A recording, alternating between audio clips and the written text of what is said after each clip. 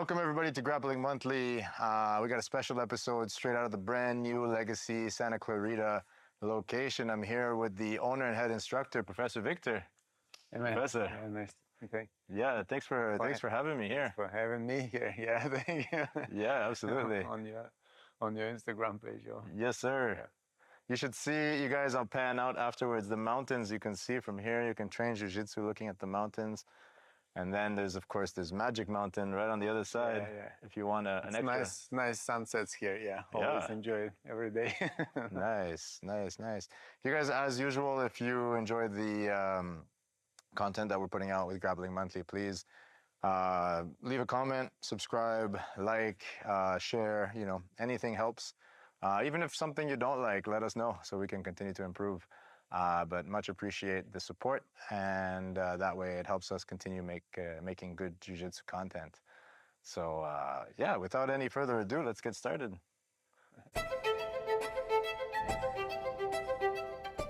Professor, so I realized that we haven't actually chatted all that much.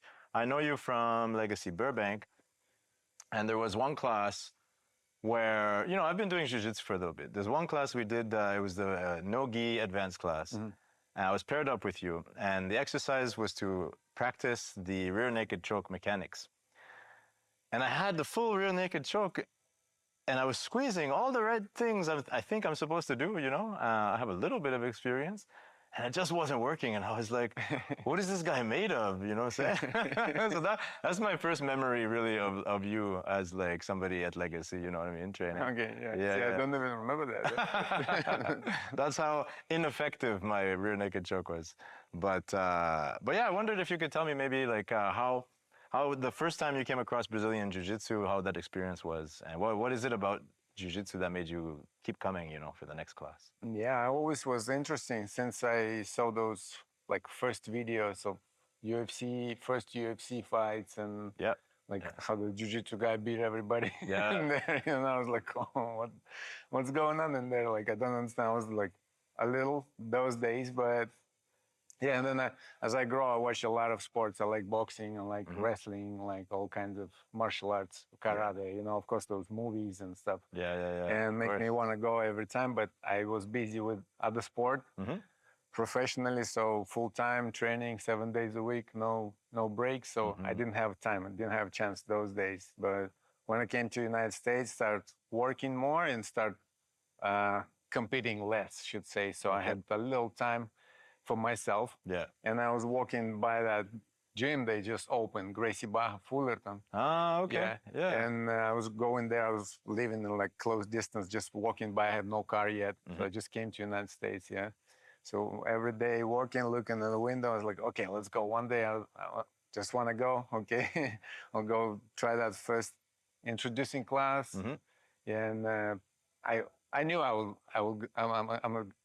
was gonna like it from like first second. I knew. Oh, that. Yeah, and I knew from that day I will never stop. I will never quit until my body can function and I can move. Nice. Yeah, I will never quit that for sure. That's like one of the things always dreaming about.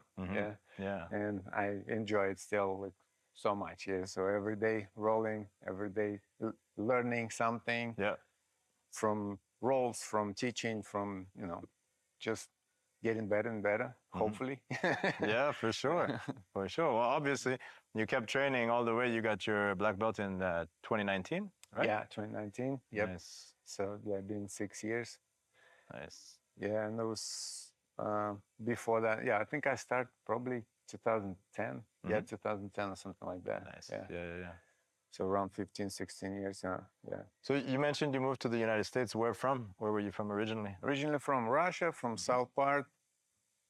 It used to be Stalingrad, now it's called Volgograd. And it's pretty big city, but it's really unknown for like different countries. So and there's two cities actually, bigger one and smaller. So I'm from an even smaller one. So nobody knows that except if you're Russian. Okay. Yeah.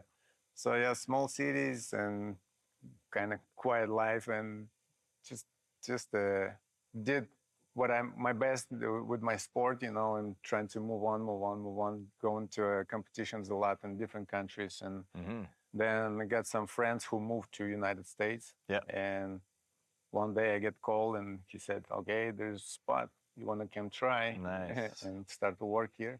Yeah. So that's how it starts. Like I just came in probably a few months after that call, or even a few weeks. I don't remember. Really? Yeah. Yeah. It was quick. Nice. Yeah. In California? Yeah. Immediately? Yeah. Yeah. I came to California, to Orange County, and stayed there probably 6 years, and then moved to Valley. Okay. That's where I find Legacy. Yeah. Used to be Gracie Barra. Gracie Barra still, when I came. So I searched a lot of schools around and fell in love with Legacy vibe right away. Mm-hmm. Yeah. You know, make a lot of friends since those days, like Professor James, you know, I think he was the probably first person I roll with. Oh, really? When I came, Yeah. And still good friends right now. Yeah. So it's fun to see like all the same faces there on the mat sometimes. It's nice. Like. Very cool, very cool. So you train, as far as Brazilian Jiu Jitsu is concerned, you train from white belt to black belt with Alberto Crane? No, I start with, like I said, Gracie Barra Fullerton. It was different professor. Okay. Actually switched few. And I train a little bit in the headquarters, Gracie Barra, in Irvine sometimes. Then when I moved, I moved to Valley, and that's when I find Alberto, Yeah. Then I came to, used to be a Gracie Barra, then they changed the name and become a Legacy. And since that, so I was purple belt. I don't remember what, some stripes or not, I don't remember. Purple belt, That's cool, that's cool. You mentioned your sport that you were doing professionally. So you're like a professional elite level dancer, right? Yeah, professional dancer all my life since I'm 7 years old. Okay. Is that like any all types of dance or any? No, ballroom, Latin. It's kind of like what you see on TV, Dancing with the Star kind of thing. Yeah. Only professional. But professional, yes. So you actually know what you're doing. A little bit. That's cool. Yeah, I've been there since I'm 7, so that's wow. Okay. 33 years of dancing. Because Russia is very, very well known for ballet, obviously, right? Ballet. And top level. And the ballroom dancing too. Ballroom dancing? Yeah, it's very pretty much very high level of dancing. If you see world competitions, always there's few Russian couples in the first 6. Oh, really? And always in the finals, always. That's very cool. Yeah, very cool. I know that. Well, actually, a number of sports, right? Russia is always very strong in the Olympics. Judo, plenty of different things. But I didn't know about ballroom dancing, so this is cool.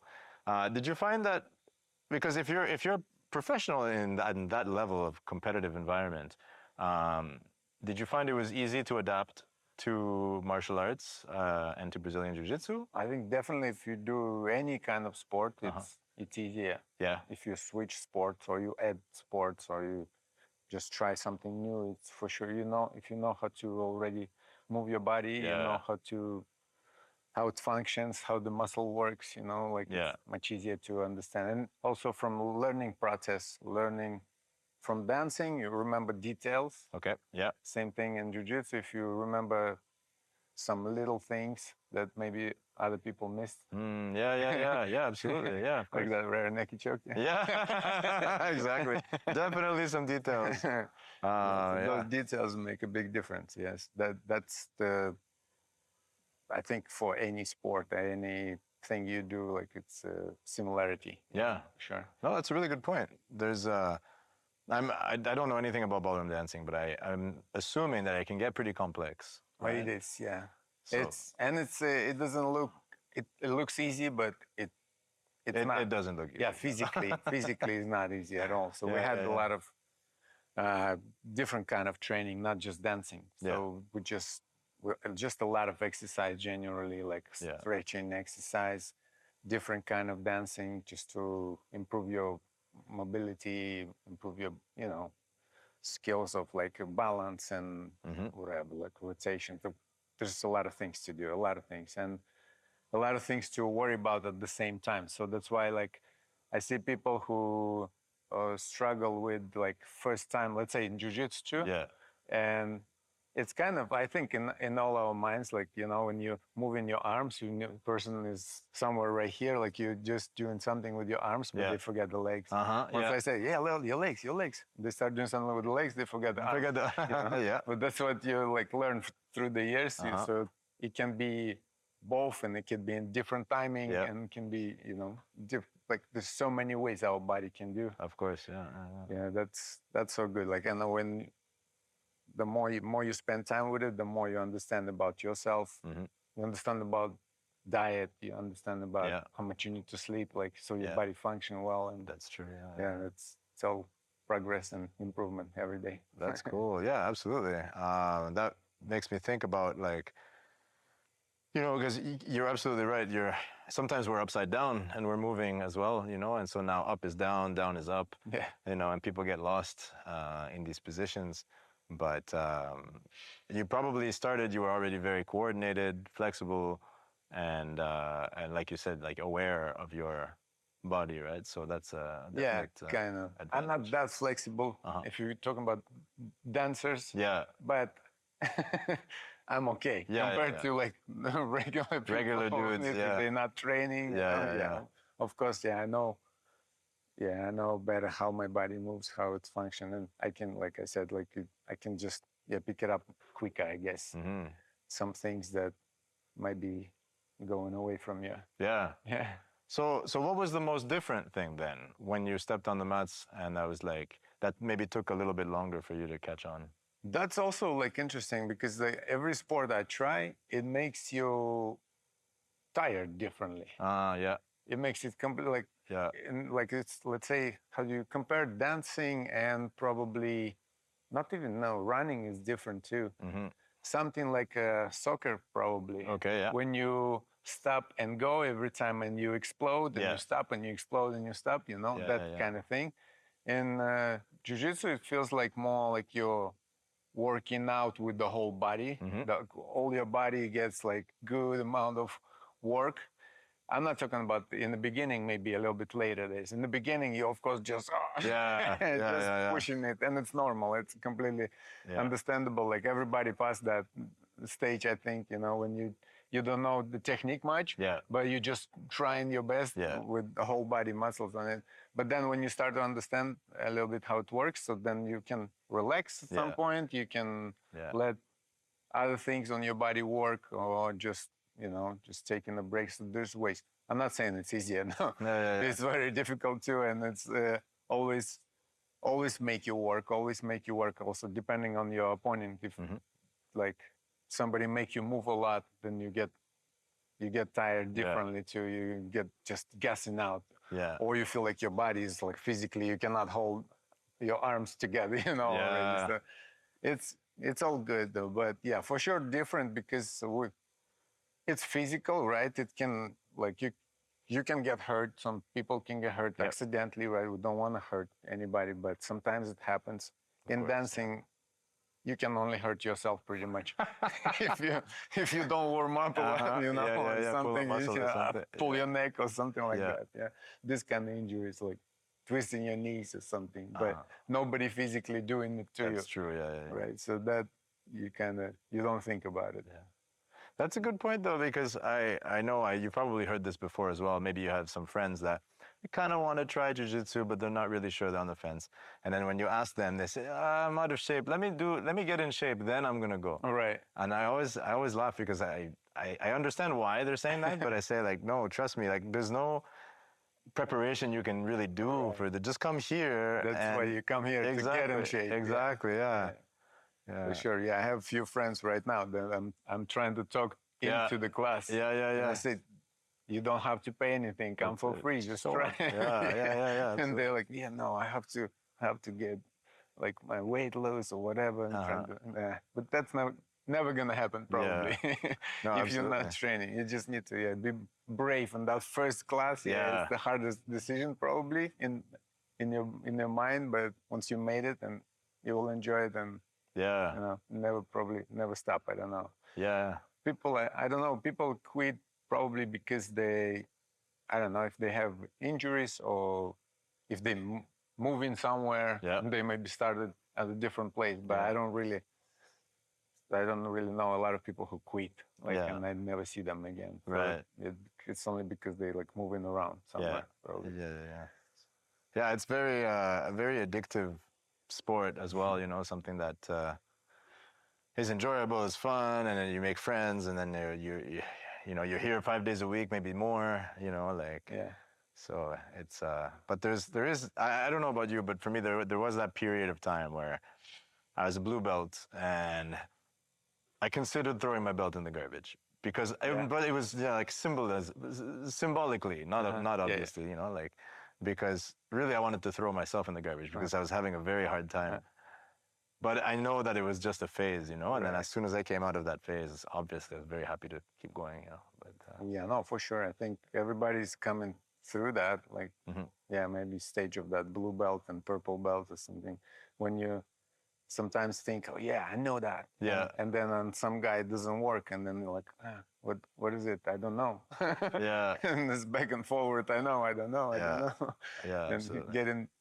getting smashed some days, which is, I think it's what I always like. I pick the strong guys in the gym to roll with. If I get smashed, that's how you learn. That's one way to learn, for sure. Yeah, it's like you can talk to them and ask what happens there, what's going on, what did you do. So when I was blue belt, I was always, if we have a chance, I remember my professor did it very often, actually. You know how sometimes we ask from the way we stand in the ranking, and the people choose the opponent, right? Start from the black belts to brown belt. And I think my first professor, Micah, he did that from opposite side. Oh, really? Yeah. And I like to do that too, because it's very interesting when you ask white belt who you want to roll with. And they almost never pick the black belt. And I remember when I was there, I was always picked. I said, Professor, are you gonna roll? I'll roll with you. I was somebody, the toughest guy in the class, like, okay, let's go. And I know they're not gonna hurt me. I was gonna say, I know I'm gonna learn a lot. It's not that I'm gonna just, of course I'm gonna lose. I knew that from first second, but it's not a question. But that's how you learn, and there's less injuries because the guy he knows what he's doing, right? He's not gonna be crazy with you. He's only doing enough to just keep you there. Nice. So then you can get hurt when it's new people, like I said previously, like when we really trying to like force it with just muscles, and that's when it gets like sometimes get too crazy. Yeah, absolutely. I think every now and then, you know, at open mat, there's like 2 white belts that are going like world's gold medal final match, you know, on a Sunday morning, you know. It's like, okay, you know, but I'm going to stand over there, you know. But that's cool. So then, did you continue when you got here and you started training jiu-jitsu? Did you continue in your sport, dancing professionally as well? I quit dancing professionally because my first child was born. Okay. So it was probably 13 years ago, probably. Almost 12 and a half, something like that. But yeah, I continue to teach. And I do competitions with my students sometimes. Nice, cool. So it's called Pro-Am, it's professional and amateur. So that's and I've been doing that since I came here. And still to these days, I have few people that been with me like 15, 16 years. Really? Okay, wow. Nice. So it's, for me, it's like I feel that I have to. I don't want just say, okay, no, I'm doing a different thing. Yeah. So if I can, I will do it. That's interesting. Yeah. I have a feeling that my wife is going to watch this and she's going to say, how come we don't take dance lessons, you know? So maybe you'll see me show up for a dance lesson too. All right. But I'm better at jiu-jitsu than dancing for sure. But that's cool. So did you find it hard to balance? Were you like really sore sometimes, or, you know, like how did you manage basically that like physical demand? Like you said, feeling sore. That's, I guess it's pretty normal. Yeah. Especially when you're 40 years old. I think it's coming more and more and more, you know. For sure. But that's okay. I've been through that feeling. That's a normal feeling. That means your muscles working, then they're still there. Yeah. You have them.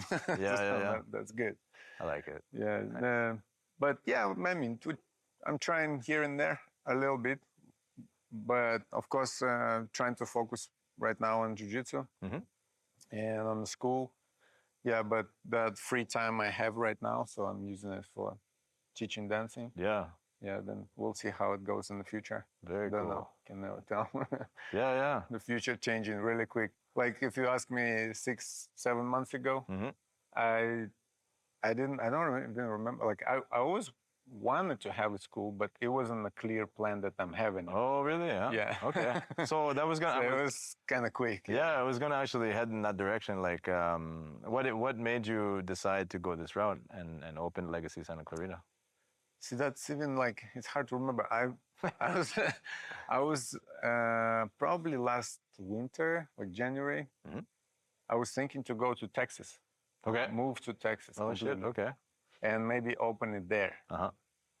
Then talked to a few people. I actually went to Texas, look around, search the area, whatever, and then come back. And I don't remember what changed my mind back, but so I just want to stay again. Okay. And I wanna, then we start talking to move to Santa Clarita. Okay. Buy a different place, and my kids are here. Yeah. Also, so it's closer to the school, so it's kind of all falls like into that place. Nice. Yeah. And then one day just talked to Alberto. Yeah. And of course, he's been very helpful and awesome as always. And it happens really quick, like I said, and probably like few months, like not even a few months, 1 month after we talk, start doing something. Really? Already start moving on, and Yeah. find the spot pretty quick also. It was one day I was looking for the spot and just go around probably 7 or 8 locations. Yeah. Was kind of upset because I don't like anything. And then this was the last one. We came and I was like, okay. All right. Yeah. Should be here. It's a beautiful space. I like the vibe also from Harley Davidson. Yeah. You ride motorcycles? I have a little Vespa, you know. Okay. Yeah. Yeah, but I'm planning to. I'm going to the next door. Nice. Yeah. Probably in a few months or 6 months or something. I'm sure they're gonna look at you funny if you arrive with your Vespa. I did a few days. Yeah. They're like, hey man, you're too big for that thing. Yeah, that's cool. Wow, that's really quick turnaround. Yeah, it was. You know, but that's amazing. So there's a lot of changes in the same time. Yeah. So I mean for someone like me who's new to Los Angeles, it's been about 4 years now. You know, I understand at least the advantages of having everything kind of close by. So, like you said, if your kids are close by, the school's nearby. You know, here everything makes life a lot easier to manage, right? Yeah, I've been driving here and there forever, as long as I'm here. Yeah. Probably first 2 years, I don't have to drive because I didn't have a car. Yeah. So that my studio was very close from my house. And after that, I started driving all over the place, and still to these days, like Torrance and Orange County, and sometimes. Oh man. But nice, and so it's kind of, I want to everything closer now. Absolutely. At this point. Yeah. Very cool. Well, the space is absolutely beautiful. You opened November.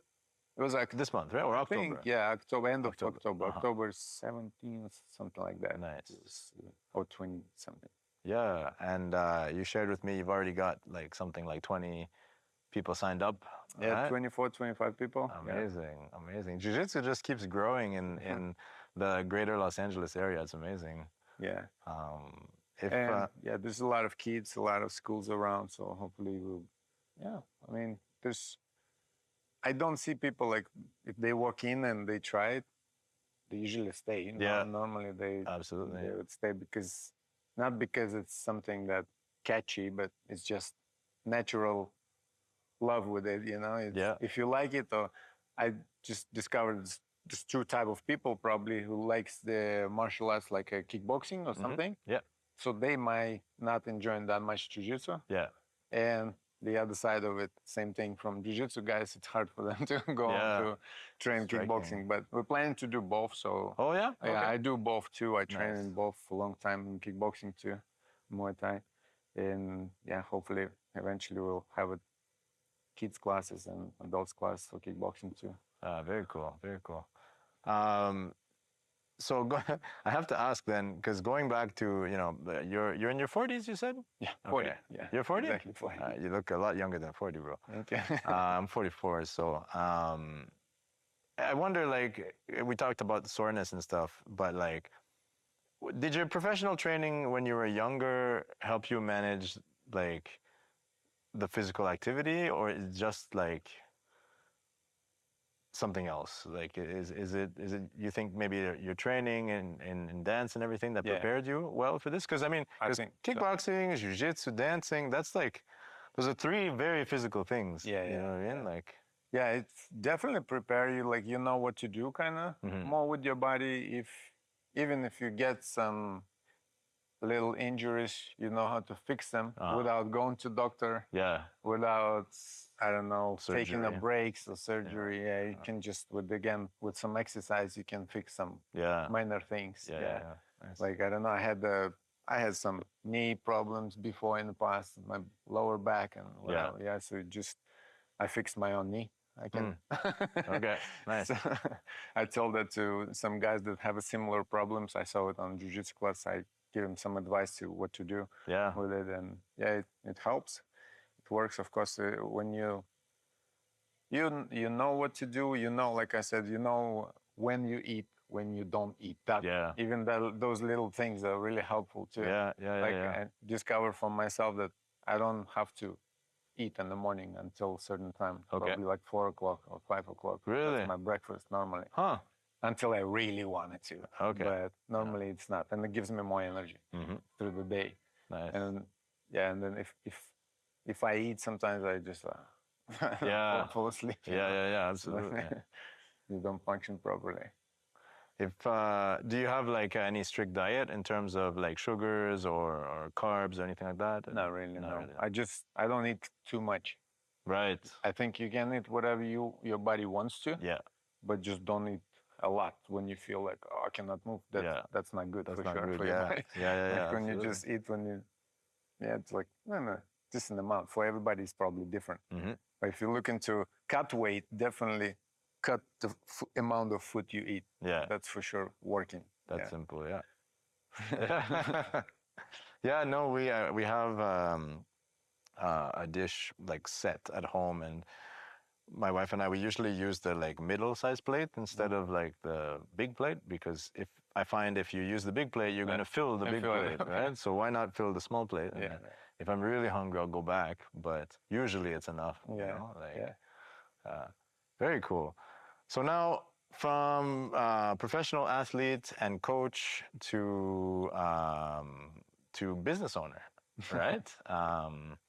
Did you own a dance studio before as well, or is this like a brand new venture for you? Yeah, it is brand new. Yeah, I have a lot of friends who own the dance studios, and it's a little different business-wise in dancing world. So for some reason, I never wanted to. Okay. Yeah, I just work for myself with my own clients, and I feel more freedom. Right. Because I can just move like whatever. Like I can just call and cancel it if I need to. Yeah. Like, I don't have problem with that. But yeah, in jiu-jitsu, I think we have a lot of people around you that good support. Yeah. Yeah, so if I would be by myself, I would probably not do it. Fair enough. Yeah. So that's make my decision much easier for sure, and I think I made it 100%, 200% right. Yeah. So I enjoy that right now. So because there's a lot of help, a lot of support. Yeah. Even the guys who seems to be like they own in a different gym, and they like in dancing world they will be your rivals. Yeah. Here there's no rivals. It seems to be they come and support you. Really? Yeah. Oh, that's fantastic. That's the thing I like about jiu-jitsu mentality. Yeah. There's no rivalry. Like you all friends and all kind of family. Can talk. You can go out. Not just train together. Yeah. Off the mat time is good too. Very cool. So now you also have the marketing, the facilities management, all the hats now, right? Like not just the head instructor, but all the other hats. Is there any aspect about like, is it exciting as a new challenge, or how do you? It's there's a lot of emotions, different emotions. Yeah, it's exciting for sure, and I have to learn a lot. Yeah. On the way, some things. Yeah. I never been through those computer things and stuff like searching and whatever. There's a lot of things. For sure. Even physically working and made the gym. Yeah. I did a lot of this by myself. Yeah. Wow. Okay. Painting and mats and whatever. Yeah. So there's a lot of things. Of course, not without help, but I remember a lot of days I spent here just by myself. Yeah. Doing stuff, wow, painting, moving things around, You might have a career as a professional painter if you wanted. Yeah, I can right now, and mover, and that's pretty good, man. I'm impressed. This looks crisp and clean. Yeah. No, that's cool. And I think, you mentioned earlier on that you liked the vibe at Legacy when you started there, or when you moved there. I think that's part of it, right? Working, getting to know Alberto and the team, and then getting to understand like the Legacy way of doing things, right? There's a system, a framework, right? For you to, if you're interested in it, then it's helpful and will support you to like succeed, which I think is really cool. So like I said, love it from the first day I came. Mm-hmm. Like on my first day, probably talked to a few guys, and since then we good friends. Yeah. And some other gyms I've been to, I was like a shadow there. Oh, I really? walk in and walk out. Nobody saw me there. Yeah. Just walk out. Yeah, I've had nobody saw me anything, not even high. Yeah. So I mean, good level jiu-jitsu, but didn't feel comfortable, especially first time walking in. Yeah. If you're already there, that's okay. If you're okay with that kind of vibe, but I'm not. I want to enjoy my time. Yes. Like I said, on the mats and off the mats too. So like we have a good level jiu-jitsu guys, right? Yeah.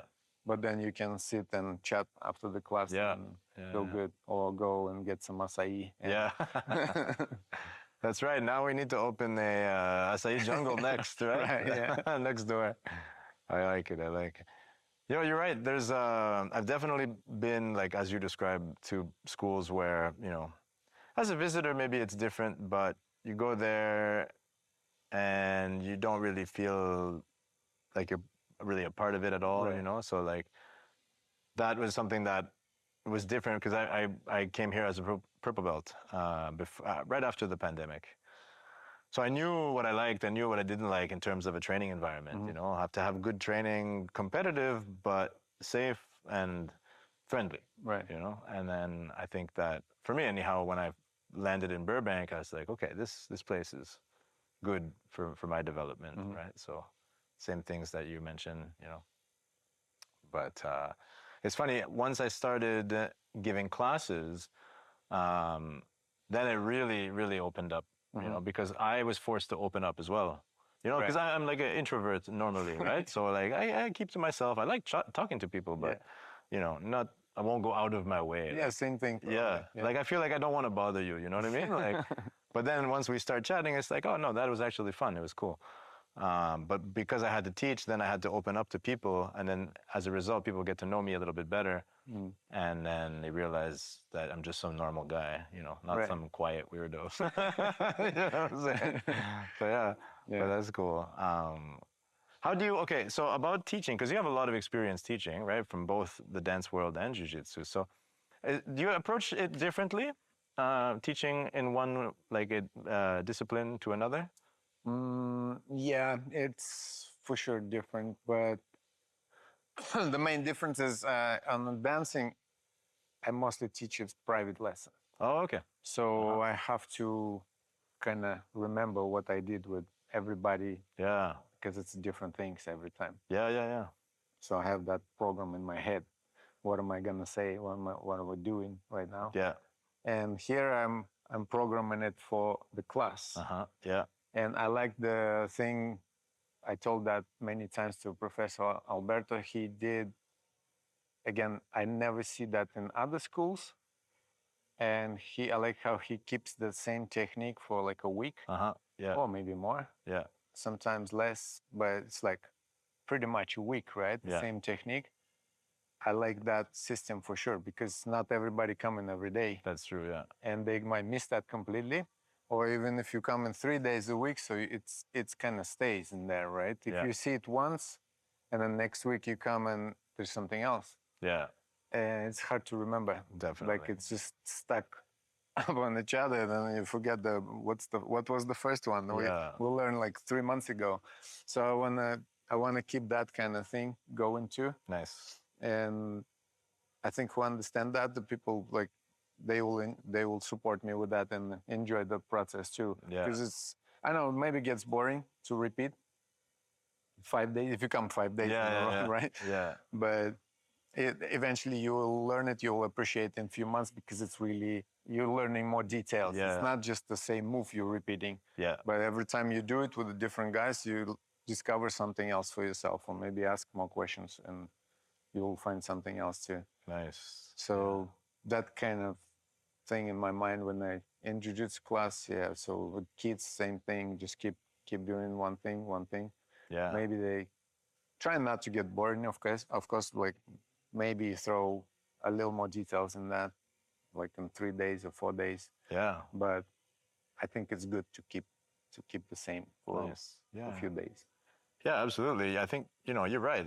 If you're here 5 days a week or more, yes, it's the same thing, but then all of a sudden, like, it's really a part of you, by the time you move to the next section. Right.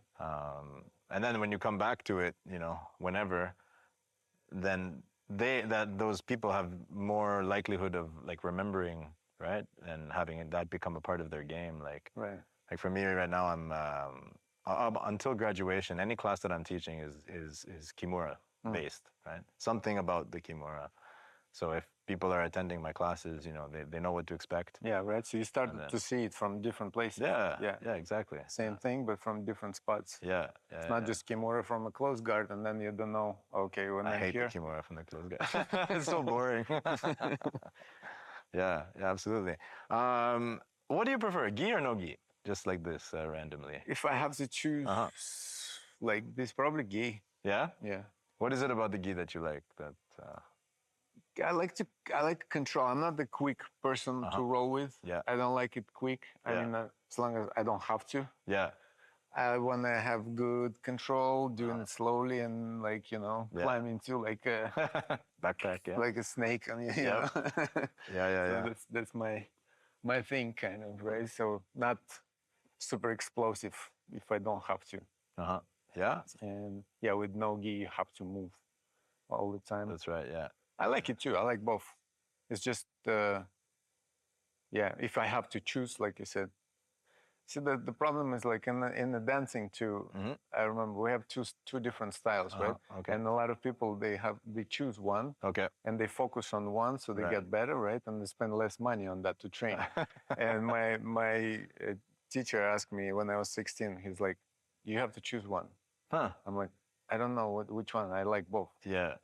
And I still doing both. There you go. To the same day. So you didn't have same to choose. thing with Yeah. That's a good thing. I don't have to choose. I can do both no gi and gi. But if that's the choice, probably gi. Yeah. More traditional, more I don't know. Feels like more. There's more opportunities, right? Not just using the strength. Yeah. But using a technique, using a different kind of things. There's more things to do. Yeah. Feels like. That's true. I very much like the gi as well. Something about the uniform and. Like you say, the techniques, right? Very small details. But I find like, for example, if I'm rolling with you and I'm in bottom side and you're in you have your grips, I'm not leaving bottom side unless you decide to let me go to the next thing, you know what I mean? Whereas in no-gi, maybe I have a bit more chance. Yeah, with the strength and slippers, like just, you can move it, find your way, Yeah.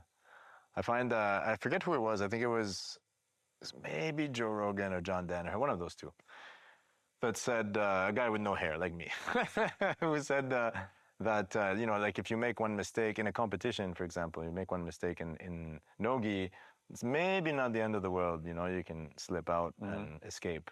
But in the gi, you make a mistake against somebody with much more experience, it's probably game over. Yeah. So. Closing that Yeah. window. Yeah. Did you compete a little bit in jiu-jitsu? I did as a blue belt. Okay. Yeah. Yeah, but wasn't very successful those days. Yeah. I'm actually thinking about it again. So now, since I will spend more time with it, and hopefully, we'll see how it goes. Well, I just never feel like it's fair to compete to me, because I was training like once, twice a week. Right. There was some times when I was going maybe 5 days a week. Yeah. But that wasn't like very consistent for a long time. Yeah. So normally 2 times, 3 times a week. And there's people who train every day, of course, 2 times a day. Yeah. And you compete with them as a black belt when you just get your black belt. Yeah. And there's people who've been black belt for 20 years, Yeah, absolutely. But former world champions in the masters division, like. But it's okay now. I'm actually thinking about it. Maybe that'd be cool. You should. Yeah. But you also have experience coaching people in competitions, right? Like you were saying, your students in dance as well. Yeah. So I think that is probably also something that carries over really well. Like the ability to tell someone of your students what they need to know at the right time, right? In the heat of the moment. Like how to manage the excitement and the butterflies. When to go to the bathroom before the like everybody goes. Yeah, to manage that's the most difficult part, is to manage your own head and manage your own thinking before you go. Yeah. That was always my kind of fight. In dancing, and nice. If you win that fight, you're probably doing well. Yeah. If not, then you can like not losing, but just not performing your 100%, not performing your best. Yeah, absolutely. You might get good result, but you're not really happy about it. Yeah. Afterwards, when you see it from outside, you're like, I know I can do better than that. Right. Yeah. And that's just because something is not there at this moment, But that goes away with the experience. Like the more you're doing it, the more confident you get, and I think that's the key.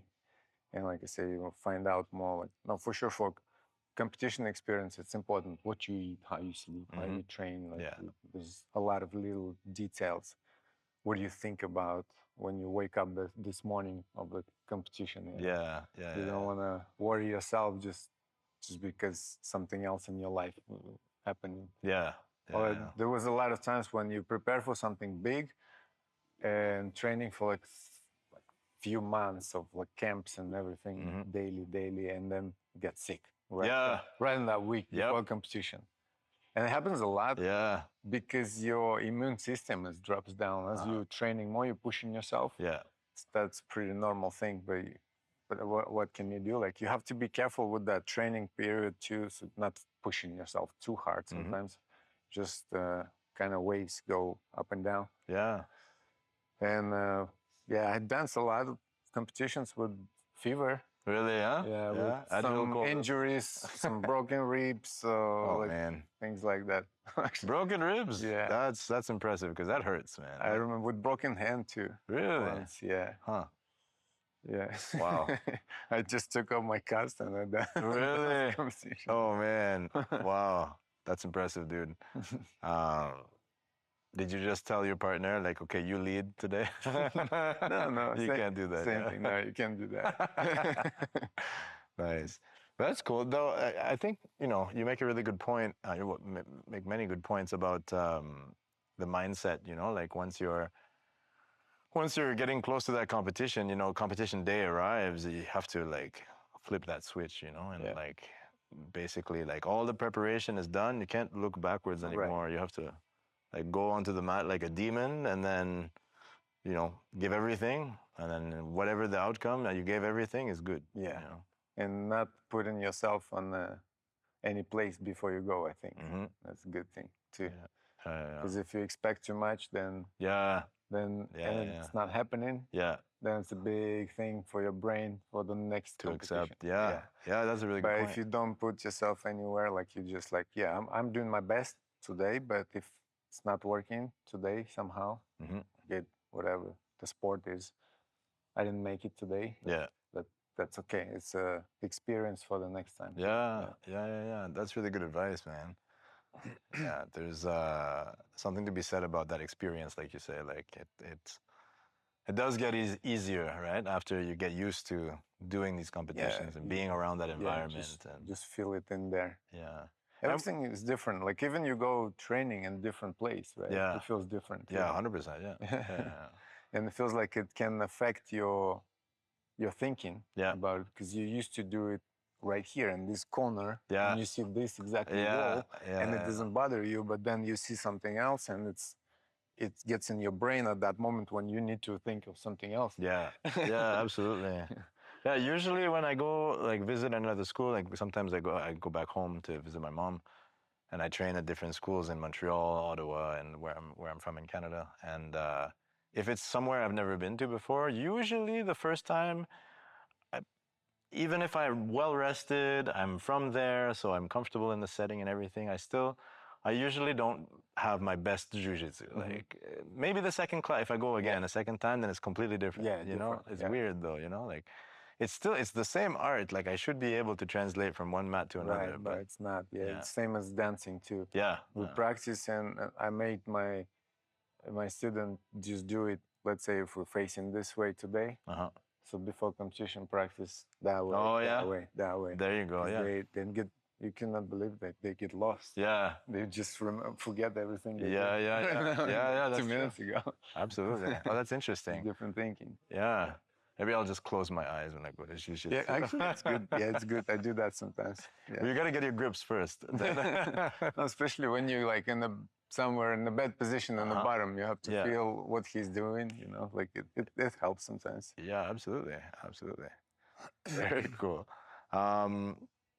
I did want to ask about, we touched on it a little bit about, getting older and taking care of yourself. For somebody who like maybe sees jiu-jitsu, maybe they're 40 or 50 or older even, and they want to start, do you have any advice that you would give to somebody? Is it the same advice you would give to somebody younger? Like, how would you recommend that they make that first class? How to make that first class?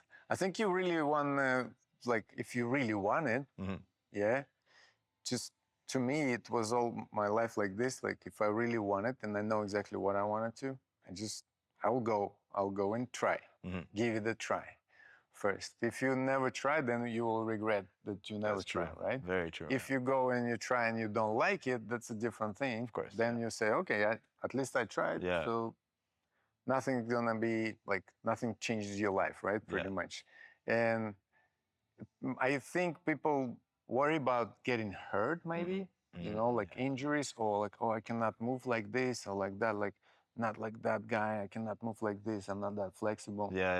Everybody has their own game, their own big advantages and disadvantages, of course. Like somebody's taller and with longer arms, with longer legs. They can do certain things much better than the shorter people, right? And that shorter person can be very quick and beat you with just that speed and quickness, and just, everybody has their own thing. Some people, like, I train with some people, they're obviously overweight, but they're still good. And we have like, we have a lot of black belts too, right? So it's not like, it doesn't affect the jiu-jitsu game because they build it up through the years. They know what they're doing with it. They're not gonna do a crazy backflip from there, right? But they know what they need to do with you, so it works. And using that weight properly, that's all. It's for everybody, can be done and can be useful, I think. And generally, not about jiu-jitsu, any sport. If you can move every day doing something a little bit, then I think you stay healthy. Even the injuries, like you said, sore. It's not the injury. Sore is normal thing. For our muscles. It's not the injuries. when you're doing it slowly, when you start, taking your time and build it up slowly, so don't rush. I was like this in the beginning when I was always wanna just give me a sparring. Give me a sparring. And my first professor, he said, no, until you get 3 stripes, no sparring. Oh, really? Yeah. Yeah. Now it was 1 and 2. And then, so that was like you want it, like you want it so much, which is good. Yeah, but you have to be patient there. So it takes time to build something. It's not coming just because you're strong. You feel like you're a strong person. Maybe like have a few guys also in the gym. They come and they monsters. Super big. Absolutely. But then they realize like it doesn't work with jiu-jitsu. That's true. Yeah. Like you have to learn stuff and you have to just calm down, be patient. It's okay. It's gonna come. In 1 year you're gonna do a lot different. Yeah. So just be patient. Take your time. That's good advice. Very good advice. Victor, man, honestly, this place is amazing. Like, I'm really, really happy and excited to see it grow. I think Thank you. The sky's the limit, honestly, as far as like the space is beautiful, crisp, clean, big mat space too. You said you're gonna have some kickboxing classes as well. Yeah, eventually, we're gonna throw more classes. Right now, we just have a few classes per day. So we'll see how they fill it up. So we'll add already 1 no-gi class, and eventually we'll add more no-gis. We'll add more kids classes. So when we split completely, we'll call them tiny champs. Yeah, the little ones from the little bit older ones. And probably kickboxing or Muay Thai, something like that too. Very cool. And then there's a gym area as well that will be built. We'll do there something too. Very cool. You guys, so everything you could possibly need relative to grappling, striking, fitness, and maybe even some dance moves. Maybe. Salsa class. There we go. Very cool. So where are you located, and how do we sign up for a class? It's in Santa Clarita, Old Road, Harley Davidson next door. Yeah, if you can search Harley Davidson, it's always pops up really fast. Yeah, but otherwise it's a Legacy Santa Clarita, and our website is info@legacysantaclarita.com, or you can find us on Instagram, Legacy Santa Clarita again. Yeah, so there's all information on the Instagram and our website and schedule and everything. Yeah, everything you need to find. Yeah, pretty much. Or call me on the phone. There we go. Nice. Right on. Professor, thank you so much for having me over. Thank you so much. I really appreciate it. And definitely, guys, come check it out. Legacy Santa Clarita, brand new, beautiful spot, expert instruction. And let's do this. Thank you.